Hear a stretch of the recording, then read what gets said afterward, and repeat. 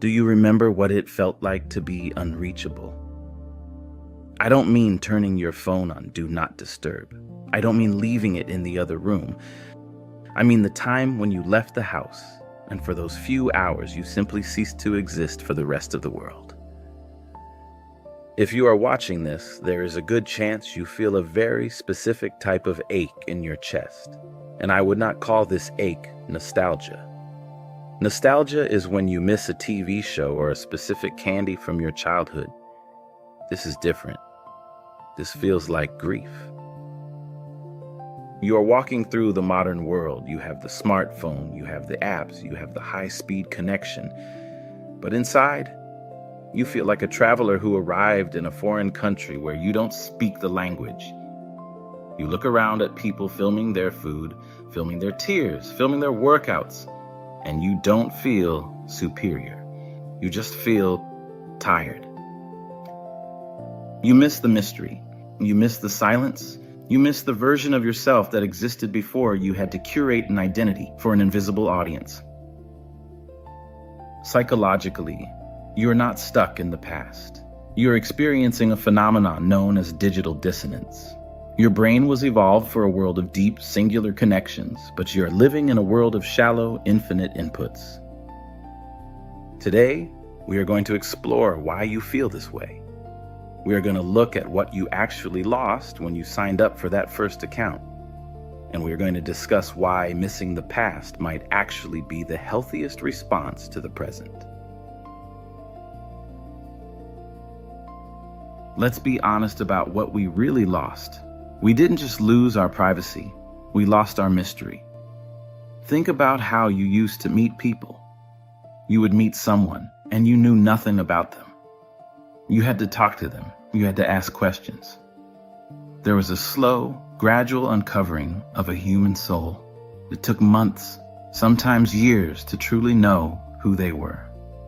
Now, you meet someone, and before you have even had your second conversation, you have scanned their entire history. You know where they vacationed in 2018. You know what their political leanings are.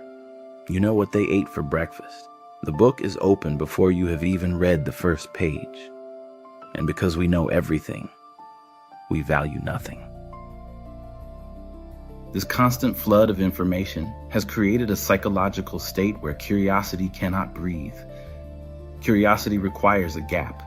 It requires a lack of knowledge. It requires the feeling of wondering. But we don't wonder anymore. We search, we scroll, we consume. If you missed the time before, it is because you missed the thrill of the unknown. You missed the texture of a life that wasn't optimized for display. You remember a time when you could make a mistake, and it wasn't permanently archived in a server farm. You could be foolish, you could be messy, and then the next day it would be gone, carried away by the wind. Now, we carry our history like a heavy chain. We are terrified of being misunderstood, yet we constantly explain ourselves to people who do not care. There is a concept in physics called the observer effect. It states that the mere act of observing a phenomenon changes it. Social media has applied the observer effect to the human soul. Because we know we can be watched at any moment, and because we are constantly documenting our own lives, we have stopped living and started performing. Think about the last time you saw a sunset. Did you look at it? Or did you look at your screen looking at it? Did you feel the cold air on your face, or were you thinking about the caption? This is the tragedy of the modern mind. We have split ourselves in two. There is the you that is living the moment, and there is the director you that is trying to frame the moment. And the director is a tyrant. The director doesn't care if you are happy. The director cares if it looks like you are happy. If you are someone who misses the old world, it is because you are tired of the performance. You crave a moment that is yours and yours alone. You want to eat a meal without auditing its aesthetic value. You want to cry without thinking about how your sadness might be monetized for sympathy. You want to return to a state of being unperceived. There is a profound freedom in being unperceived.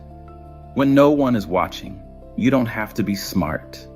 You don't have to be beautiful. You don't have to be successful. You just have to be. The fatigue you feel, that deep, bone-weary exhaustion, is the weight of maintaining an avatar that never sleeps. You are keeping a digital Tamagotchi alive, and that Tamagotchi is you, and it is hungry. It is always hungry for more content, more attention, more validation. Stepping away would not make you boring.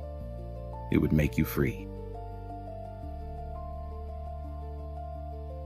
When social media entered our lives, we were promised that we would be more connected than ever before. But look around. Do you feel connected? Or do you feel a strange, vibrating loneliness that hums in the background of your day?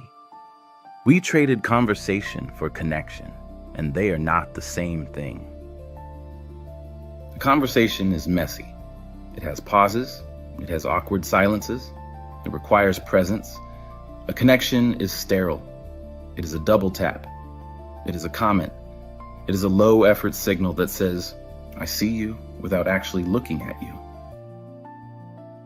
The psychology of this is brutal.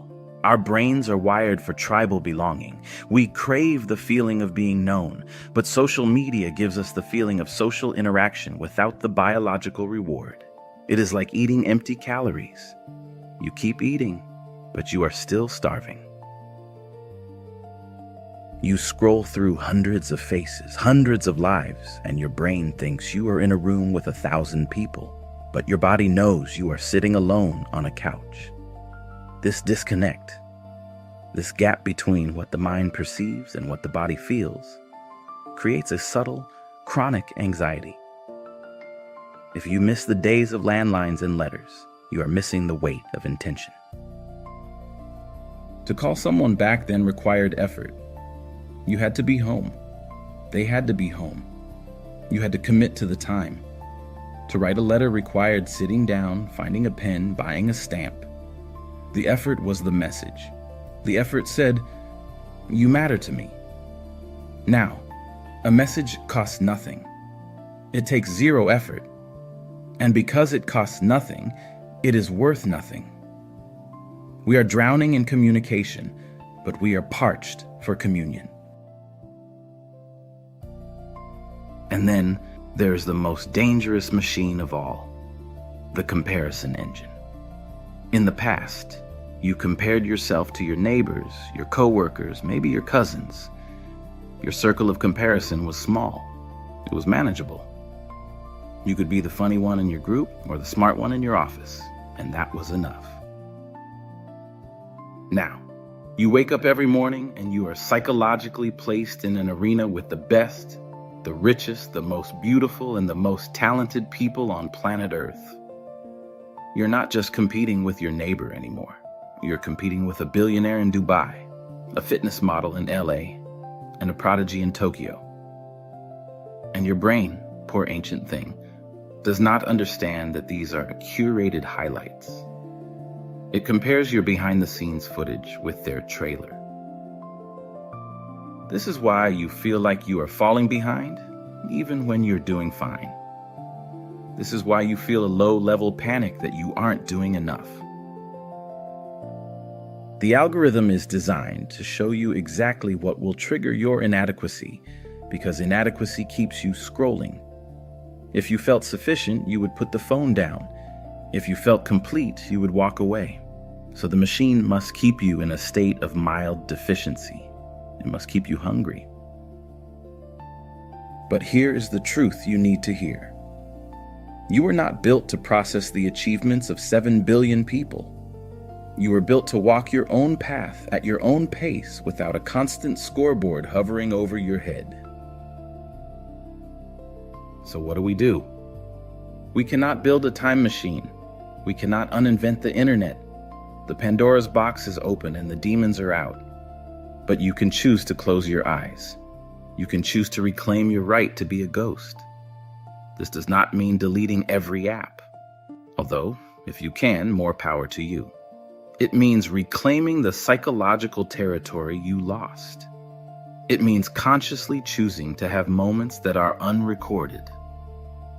Go for a walk without the phone. Let the thoughts come, even the scary ones. Let the boredom wash over you. Boredom is not the enemy. Boredom is the soil where imagination grows. You haven't had a brilliant idea in years because you haven't been bored in years. You have plugged every gap of silence with noise. Pull the plug. Stop performing. When you are with your friends, be with them. Do not take the photo. Let the moment die. Let it be a memory that only exists in your head. There is a sacredness in that.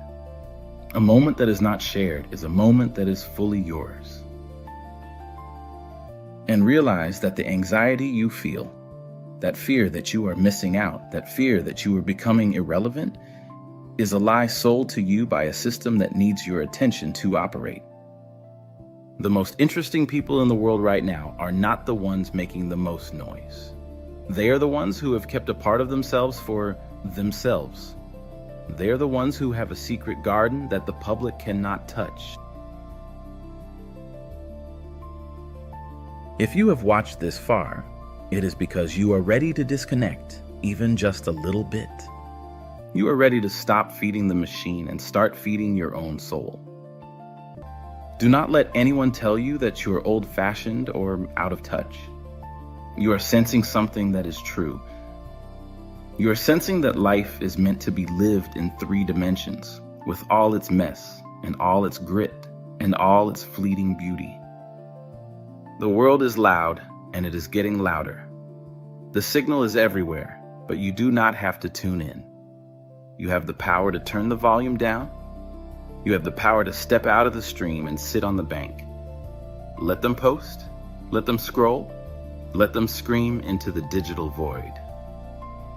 You can just watch. You can listen to the wind.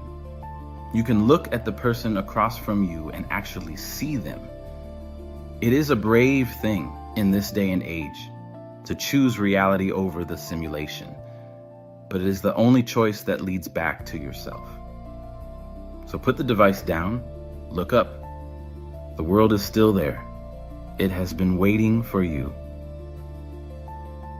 If this video spoke to that quiet part of you that misses the silence, click the like button. It helps us find the other ghosts in the machine. And if you want to explore more about the depths of the human mind without the noise, consider subscribing. We are building a tribe of people who are remembering how to be human. Welcome home.